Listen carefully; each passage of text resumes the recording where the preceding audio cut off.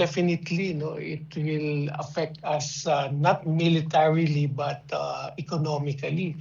Economically, because number one, our country is a net importer of oil, no. So, when we talk about the Gulf War, or for example, like in this case, it involves Iran, no. So, not necessarily that we get a lot of fuel from Iran, but katong katong gaagihan sa atong sources, di ba? Like for example, the Saudi Arabia, the Russia, the Ukraine, diha man gud moagi dapita. So naagi siya epekto, no. So and when we talk about na kanang fuel or oil, affected gyud ta directly sa electricity, transportation, and most especially sa food prices. So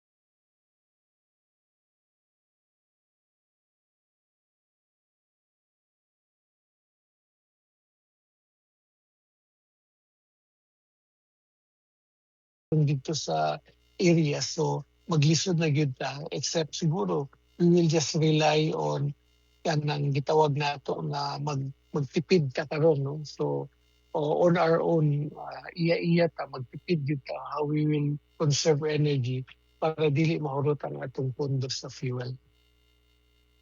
Sir, tuod kani abang nga panalitan og i-repatriate ni ato ama kay igsuunan nga mga OFW nato, is there any possibility ba yung tagadugang bugat sa nasod sa Pilipinas tabag ma-accommodate ba ka sila, matagaan ba ka sila ang panginahanglan sir sa status nato karon sa nasod sa Pilipinas? Actually naagyod na, no. Mm.